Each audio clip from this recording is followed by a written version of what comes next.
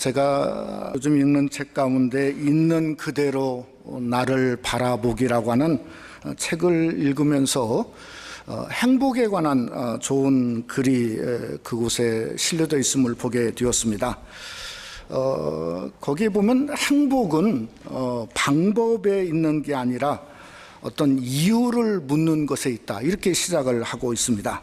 사람들은 행복을 어떻게든 찾기 위해서 어떻게 하면 행복할까, 또 행복에 어떤 무엇을 가져야 행복할까, 아니면은 수단과 방법에 집착을 한다는 거죠. 그런데 사실 행복이라고 하는 것은, 진짜 행복한 순간은 뭔가를 추구하지 않아도 아무것도 없는데 그냥 행복한 거, 그게 진짜 행복이다.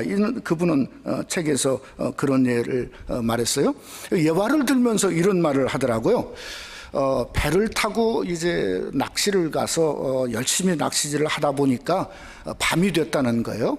그래서 불을 켜고 낚시를 하는데 항구로 돌아와야 되지 않습니까? 근데 아무래도 이게 봐도 항구가 보이지 않는다는 거예요. 도대체 어디가 어딘지를 모르겠고, 그래서 불을 더 밝혀보았다는 거예요.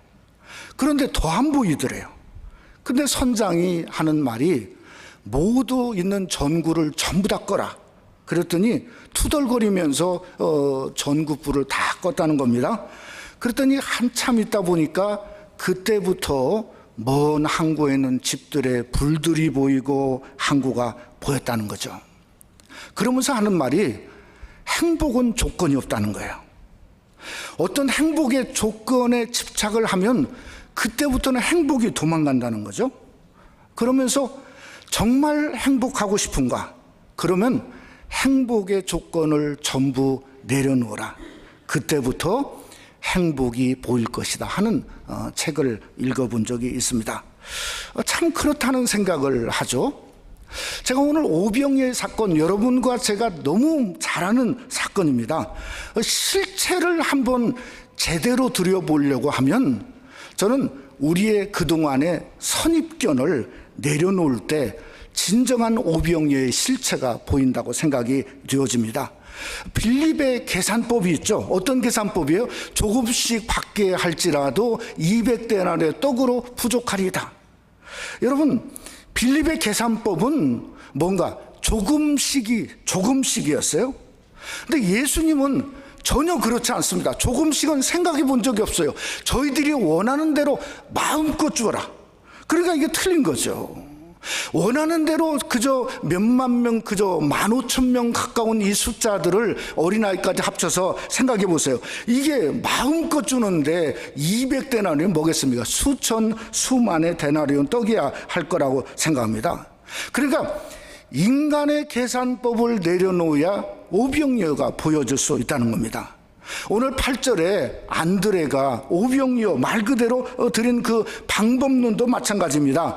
우리가 생각하는 것은 뭔가 기적도 무슨 밑거름이 있어야 된다, 이렇게 생각하지 않습니까? 정말 오병이어 뭔가가 있어야 그저 하나님의 기적이 일어날까요? 하나님은 전혀 그렇지 않습니다. 로마서 4장에 아브라함의 믿음을 성경은 뭐라 하겠습니까? 로마서 4장 17절 말씀에 보면, 그의 믿은 바 하나님은 죽은 자를 살리시며 없는 것을 있는 것으로 부르시는 이시니라. 그래, 죽었는데 무슨 밑거름이 있어요? 가끔 호흡이라도 숨이라도 쉬랴 그걸 살리지 않습니까? 아니, 죽었는데 숨을 쉰다는 게 말이 되지 않습니까? 없는 것을 있는 것처럼 부르신다. 그러니까 하나님은 뭐죠? 전혀 그렇지 않다는 거예요. 내려놓으라는 거예요. 그런데도 오늘날은 많은 신앙인들이 그럼에도 밑거름이 있어야 된다고 생각합니다.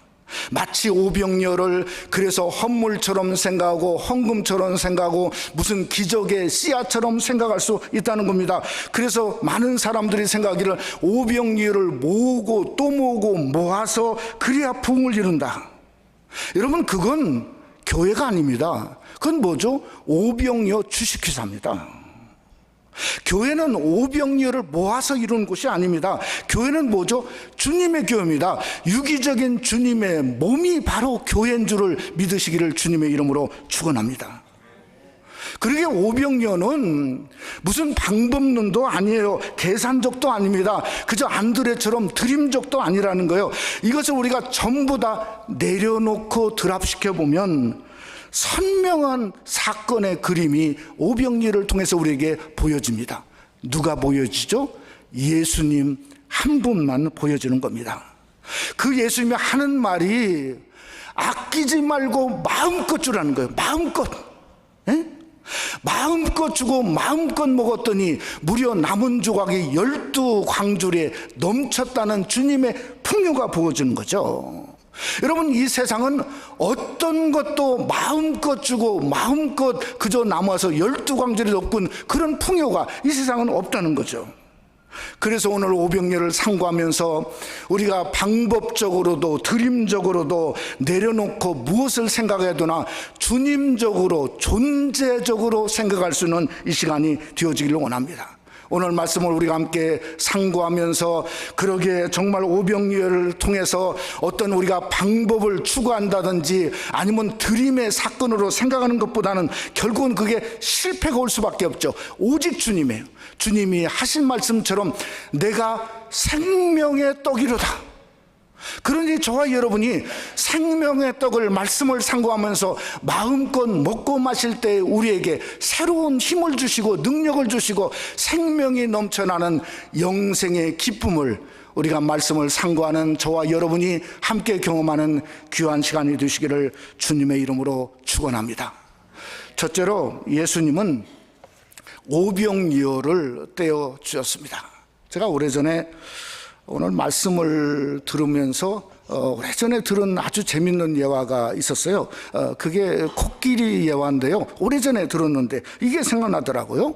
어느 동물원에 아주 인기 많은 코끼리가 이제 교만이 넘쳐가지고 그저 하라는 대로 안 하니까 이게 난동을 부려가지고 탈주를 했답니다. 그래서 이 코끼리가 어디까지 갔냐면 프리웨이까지, 고속도로까지 가서 완전히 일대자로 누워있대요.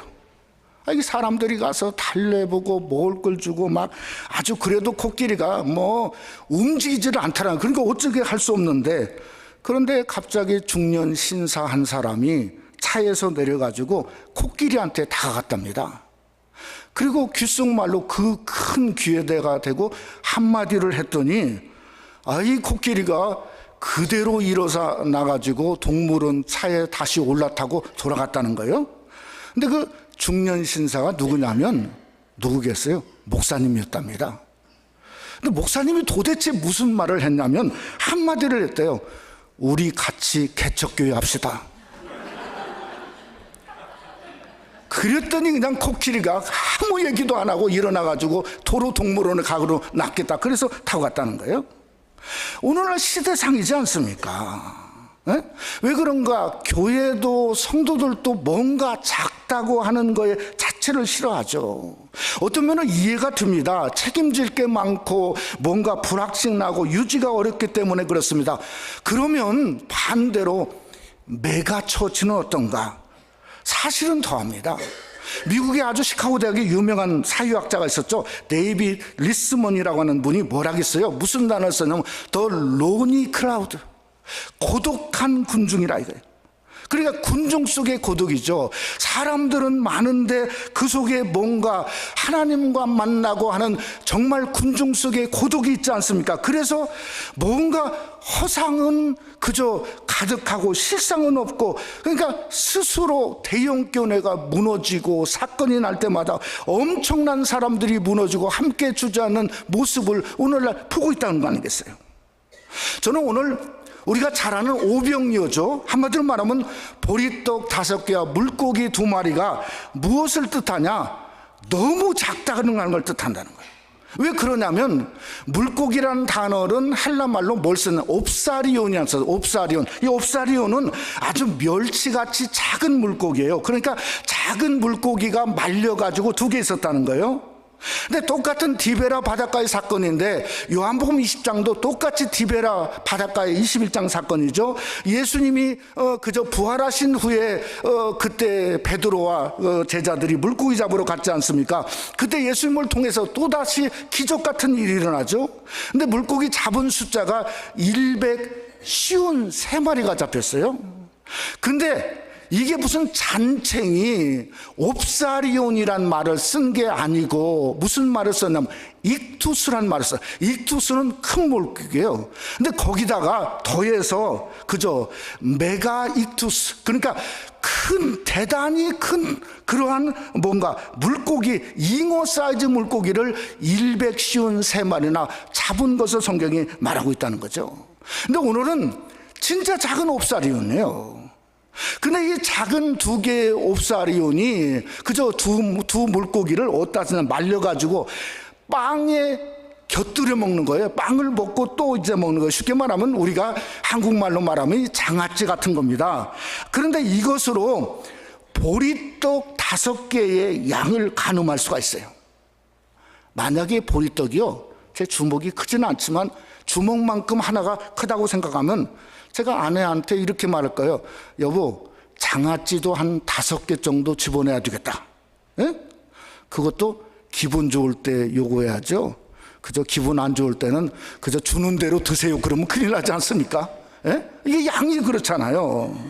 근데 어린아이지만 엄마가 뭔가 그 보리떡과 물고기 2마리를 주었을 때, 아니 물고기 2마리를 주었다는 것은 뭔가 보리떡 5개의 양이 얼마인가를 짐작할 수 있다는 거죠. 예? 그 양이 큰 양이 아니라 너무 작은 사이즈였다는 거죠. 제가 왜 이렇게 장황하게 여러분에게 설명하냐면 이게 너무 중요해요. 이게 보리떡 하나하나가 아주 작은 인절미보다도 더 작은 그저 고명 같은 사이즈였다, 이렇게 생각합니다. 근데 이것을 뭔가 하면 되면, 그러면 왜 이것이 중요하냐면 그 작은 것은 그냥 5개니까 나눠주면 되는 거예요. 나눠주면. 예? 아니 인절미 같이 조금 더 큰다고 할지라도 인절미를 잘라가지고 떼어서 주는 경우는 없단 말이에요. 그런 본 적이 없습니다.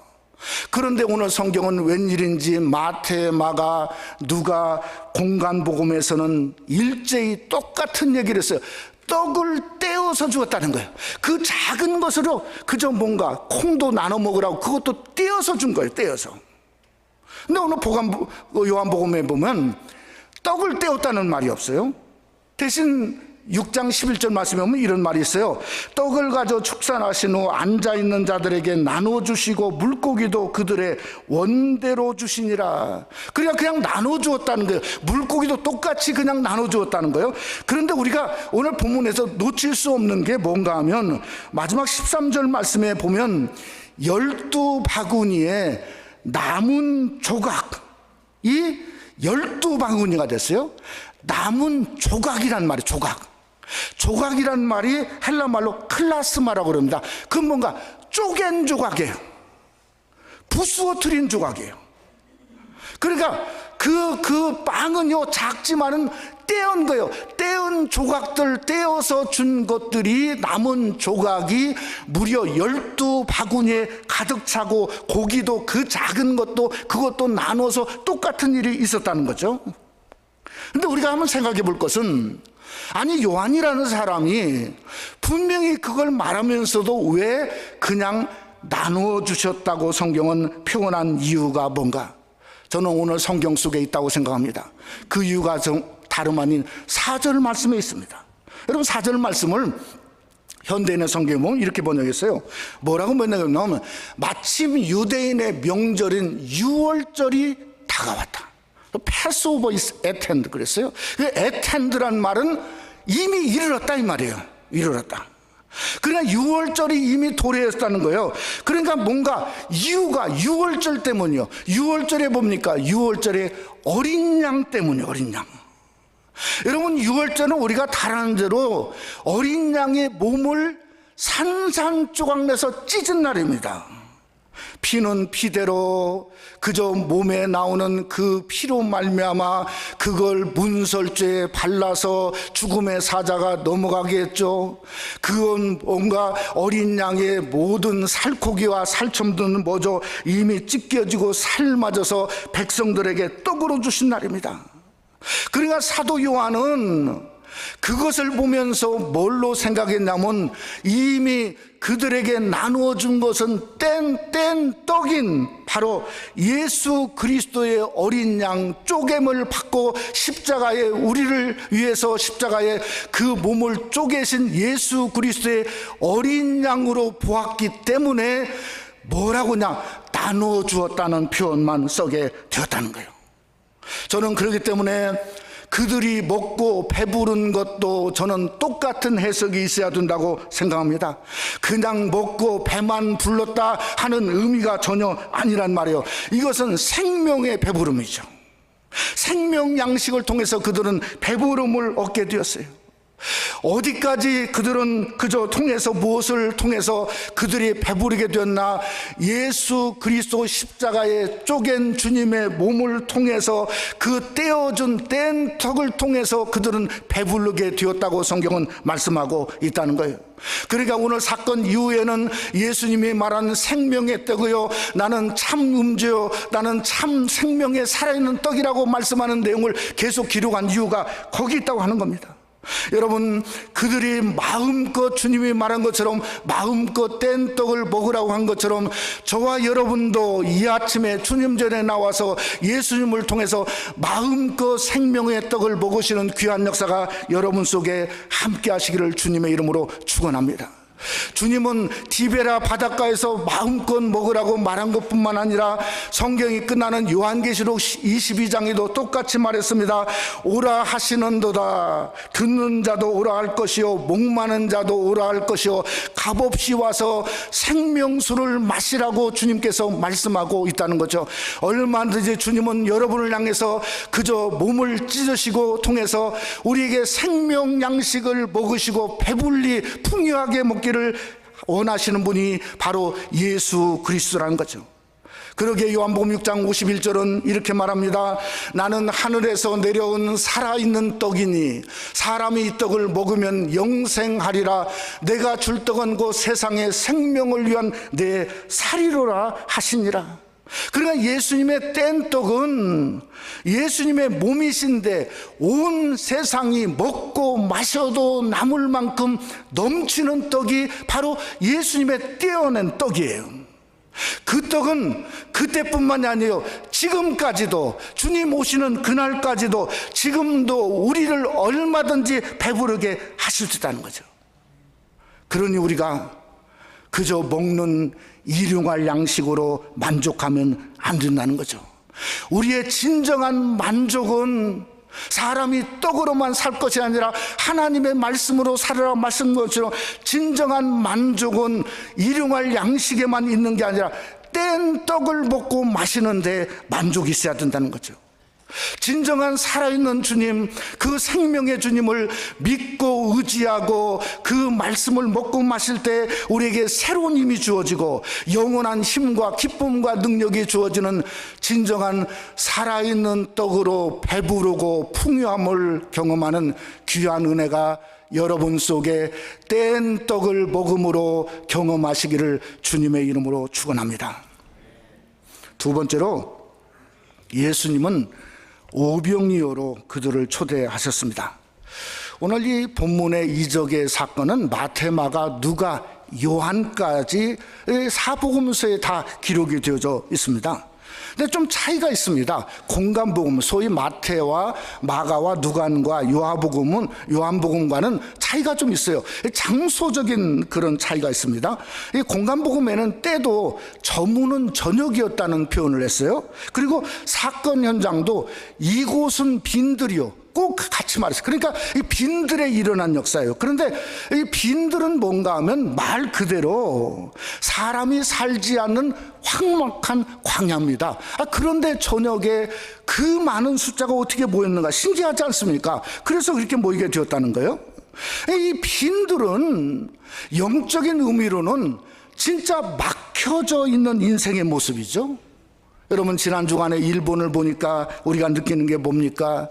정말 사회성이 뛰어나지 않습니까? 질서가 있고 정말 잘 정돈된 나라지만 한 번 태풍이 그저 몰아닥치고 그 다음에 지진이 닥치니까 순식간에 공항이 물바다가 되어지고 그 다음에 도시의 집들이 무너져 내리고 그저 무너진, 그저 폐허가 된 도시의 모습을 순간적으로 보지 않습니까? 그러니까 인생의 빈들은 어떤 빈들이라는 공간적이 아니에요. 뭔가 존재적이죠. 어떤 누구도 인생을 개런티할 수 없다는 거예요. 하루아침에 무너지고 넘어지고 부서지고 버려지고 인생의 황량함과 같은 빈들을 얼마든지 경험할 수 있다고 하는 게 그저 영적인 빈들의 모습 아니겠습니까? 요한은 다르게 표현했어요. 그 빈들을 누구를 들어서 표현했냐면 빌립을 들어서 표현했어요. 빌립이 뭐라겠죠? 각 사람씩 조금씩 먹게 할지라도 200데나리의 떡으로 부족하리이다. 그러니까 자기 생각에 200데나리 정도는 있어야, 근데 구할 수 없다는 거죠. 근데 실제로 주님은 그걸 원하는 게 아니라 마음껏 주라고 그랬어요. 그러니까 빌립은요, 쉽게 말해서 상상할 수도 없고 그런 일은 일어날 수 없다는 거예요. 빌립을 통해서 말씀하고자 하는 빈들은 뭐냐면 안 된다는 거예요. 있을 수 없다는 거예요. 그런 일은 할 수 없다는 거예요. 그러니까 인생에 막혀있는 모습이 빌립을 통해서 보는 빈들의 모습이에요. 안드레를 통해서 또 빈들을 말하고 있어요. 안드레가 오병이어를 주님께 들고 왔습니다. 그런데 그게 자기 겁니까? 아니, 자기 게 아니죠. 그러니까 안드레처럼 오병이어를 들고 왔는데 이것으로 무슨 일을 할 수 있습니까? 그게 말하지 않습니까? 그러니까 이게 도대체 장정만 5,000명이고 어린아이와 여자까지 합치면 15,000명이 훨씬 될 텐데 그것도 마음껏 먹일 만큼 믿음이 안드레에게 있었는가? 천만의 말씀이죠. 그러니까 빌립이나 안드레는 사실은 그들의 하는 말 자체가 빈들이에요. 빈들이라고요. 할 수 없다는 거죠. 또 그들의 모습 자체가 진짜 아무것도 아닌 작은 오병이어 자체 모습이 바로 그들의 모습이라는 거예요. 근데 오늘 신기한 것은 신앙인들도 이걸 답습해요. 오병이어를 신앙의 삶에 도입하기를 원해요. 신앙에. 왜 그러냐면 자기 신앙을 사건화하기를 원해요. 자기가 이렇게 해서 이런 일이 일어났다는 거예요. 자기 때문에 이런 놀라운 일이 벌어졌다는 거예요. 아니, 자기로 말미암아 그 사람이 거듭났대요. 아니, 사람으로 어떻게 거듭나는 역사가 일어나요? 자기 때문에 교회가 이렇게 되고 이렇게 부흥하고 이런 일이 있다는 거예요. 그러니까 뭔가 이것을 오병이어를 가지고 어떻게든 신앙에 엮어서 그걸 자기의 신앙을 드러내는 사건화를 원하고 있다는 거예요. 그런데 주님은 그것을 원하지 않았습니다. 어떻게 하는가? 마태복음 14장 16절 말씀에 보면 이렇게 말합니다. 예수께서 이르시되 갈 것 없다 너희가 먹을 것을 주라. 이것은 네가 주라는 게 아니라 내 손에서 떼어준 것을 가져다 주라고 하시는 내용이에요. 이것은 사건화가 아니라 뭡니까? 너희 자체가 뗀 것을 갖다 주는 심부름꾼이더라는 거예요. 그런 존재합니다. 이 오병이어의 초대로 그들을 이끌어온 겁니다. 그래서 그들이 예수님의 뗀 떡을 동참해서 제자들이 갖다 주었더니 놀라운 일이 일어나게 되었고, 기적을 맛본 사람이 먼저 누군가 제자들이 되었고, 그 기적의 떡을 5,000명이 먹고 마시는 일에 제자들을 사용했다고 하는 것입니다. 그러니까 진짜는 뭔가 하면 갖다 주는 자예요. 드리는 자가 아니라 갖다 주는 일에, 떼어서 갖다 주는 사용에 엄청난 역사가 일어난 걸 성경이 우리에게 말씀하고 있습니다. 그러면 우리가 한번 생각해 보아야 될 게 있습니다. 아니, 드리려고 하는데요, 우리가 드리려고 하는 드림은 과연 뭘까요? 저는 자기 것도 아니에요. 안드레 것을 보니까 한 아이의 것이에요. 그러니까 드리려고 하는 것도 말 그대로 오병이어예요. 미모래요. 하찮은 존재예요. 전부 하나님이 지금까지 먹고 마시고 이렇게 부유하게 하고 놀랍게 하셨는데 그거 드린 거예요. 그 작은 거 드린 거예요. 어떻게 하냐면 사도 바울을 보면 압니다. 고린도전서 15장에 그렇게 말했습니다. 자기가 하나님 안에서 모든 사도보다 자기가 더 많이 수고하였으나 내가 아니요 나와 함께 하신 하나님의 은혜, 모든 것이 다 하나님의 은혜예요. 그러니까 드린 게 없다는 거예요. 사도 바울은 드린 게 없을 뿐만 아니라 사도 바울이 무슨 얘기를 했냐면 자기 인생을 끝마치면서 디모데전서를 썼어요. 마지막으로 디모데전서 썼어요. 디모데전서를 쓸 때 디모데전서 1장 15절에 이렇게 말했습니다. 밑보다 모든 사람이 받을 만한 이 말이여 그리스도 예수께서 죄인을 구원하시려고 세상에 임하셨다 하였도다. 뭐라 했어요? 죄인 중에 내가 괴순이라. 아니 오병이어라도 이만큼 드렸다는 말이 나와야 되는데 뭐라고 말했냐면 모든 것이 하나님의 은혜래요.